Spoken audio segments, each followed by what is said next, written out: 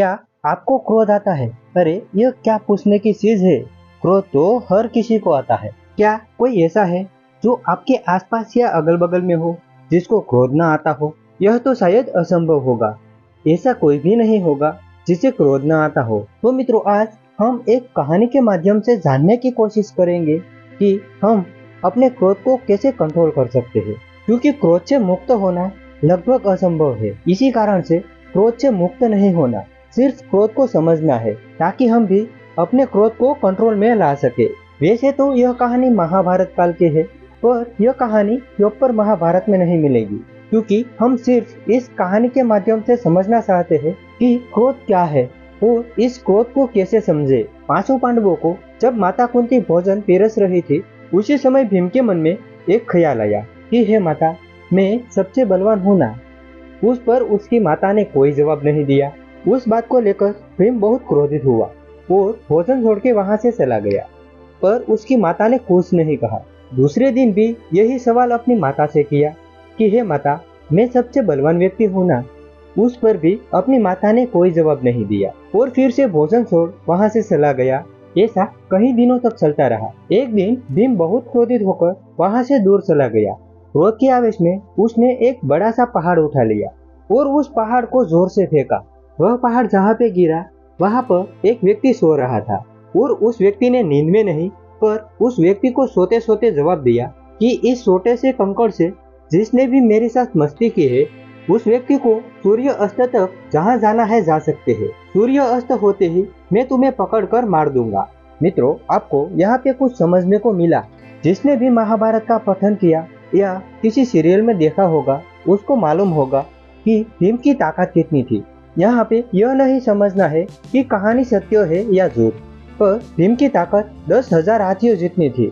आपने अपनी जिंदगी में कभी भी नोटिस किया कि जितनी आपकी ताकत है उससे कई गुना आप उठा सकते हो, और क्रोध के आवेश में तो उससे भी ज्यादा उठा सकते हो।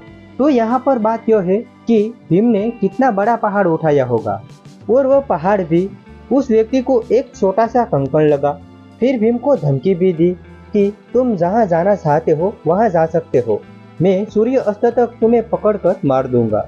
इतना शक्तिशाली होने के बावजूद भी भीम वहाँ से डरकर भाग निकला और जंगल में वहाँ पर पहुँचा जहाँ एक झोपड़ी थी और वहाँ पर एक व्यक्ति रह रहा था।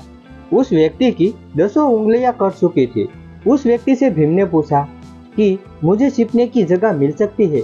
उसने सुबह की सारी कहानी बता दी कि मैंने गुस्सा किया और एक पहाड़ फेंका, वह पहाड़ जिसको लगा उसने धमकी दी, वगैरह वगैरह। वह बात समझकर उस व्यक्ति ने भीम को कहा कि आप मेरी झोपड़ी में छिप सकते हो। जब सूर्य अस्त हुआ तो वह व्यक्ति ढूंढते हुए उस झोपड़ी के पास पहुंचा जहाँ पर वह व्यक्ति रह रहा था, जिसके हाथों में एक भी उंगली नहीं थी। इस व्यक्ति ने बिना उंगली वाले व्यक्ति से कहा कि यहाँ पर कोई अट्ठा कट्ठा व्यक्ति आया है। उस व्यक्ति ने भीम का पता बता दिया, वह मेरी झोपड़ी में छिपा है। यह बात सुन भीम वहां से भागा भागा आया और उस व्यक्ति को कहा कि आपने मेरी रक्षा की और आपने ही मेरा पता बता दिया। अब वह व्यक्ति मेरे को मार देगा, उसका पाप आपको लगेगा। उस पर बिना उंगली वाले व्यक्ति ने कहा, तुम यहाँ से दूर भाग जाओ, मैं इस व्यक्ति को पकड़ लेता हूँ और उसे छूटने नहीं दूंगा। यह सुन वहाँ से भीम भाग निकला। काफी देर पश्चात भीम को ख्याल आया, मैं इतना ताकतवर व्यक्ति हूँ, मैंने क्रोध के आवेश में इतना बड़ा सा पहाड़ उठा लिया और बड़ा सा पहाड़ भी उसे एक छोटा सा कंकड़ लगा। उस व्यक्ति को भी बिना उंगली वाले ने अपने हाथ में जकड़ लिया और उसे छूटने भी नहीं दिया।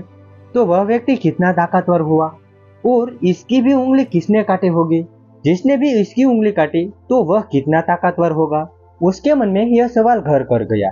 भीम फिर से वहां पर पहुंचा जहां पर वह छिपा था और फिर से वह व्यक्ति से कहा जो सुबह से अभी तक हुआ, मेरे पास 10,000 हाथी जितनी ताकत है और मैंने क्रोध के आवेश में एक बड़ा सा पहाड़ उठा लिया और उस पहाड़ को क्रोध के आवेश में फेंका, और जिस पर यह पहाड़ गिरा उसको एक छोटा सा कंकड़ लगा। तो वह व्यक्ति कितना ताकतवर हुआ, और इस ताकतवर व्यक्ति को भी आपने बिना उंगली वाले हाथों से जकड़ लिया और उस ताकतवर व्यक्ति को हिलने भी नहीं दिया। तो आप में कितनी ताकत होगी? आपके पास इतनी ताकत होते हुए भी आपकी उंगली किसने काटी? उस पर उस व्यक्ति ने जवाब दिया कि 5 पांडवों में से एक अर्जुन था, जो धनुर्धर के नाम से जाना जाता है, उसने अपने धनुष की विद्या से मेरी उंगली काट दी। उस 5 भाइयों में से मेरे हाथ कोई भी लगा तो मैं उसे मार दूंगा। यह सब सुनते ही भीम फिर से अपने घर आकर खाना खाने बैठ गया। घर आकर अपनी माता से कहा कि हे माता, मुझे खाना दीजिए। मित्रों, यहाँ पर आपको कुछ समझने को मिला। आप भी किसी भी फील्ड में कितना भी शक्तिशाली क्यों ना हो, पर उस शक्ति का कभी भी अहंकार मत करना, क्योंकि इस संसार में आपसे भी शक्तिशाली कोई ना कोई तो जरूर होगा। तो मित्रों, आपके भी पास कोई ऐसी शक्ति है तो उस शक्ति का सम्मान करना और उस शक्ति का कभी भी अहंकार मत करना, क्योंकि इस संसार में अहंकार से मुक्ति कभी भी नहीं मिलती, सिर्फ समझने की देरी है। आपने इस संसार में ध्यान से समझ लिया कि अहंकार करने से सिर्फ हमारी ही हानि होती है, तो आप भी इस शक्ति का इस्तेमाल किसी न किसी की भलाई के लिए करोगे, न कि अहंकार करने के लिए। तो मित्रों, आपको इस कहानी में से क्या सीख मिली, आप कमेंट सेक्शन में बता सकते हो। और ऐसी ही अजब गजब कहानियों से आज के जीवन की सीख लेने के लिए इस चैनल को भी सब्सक्राइब कर सकते हो।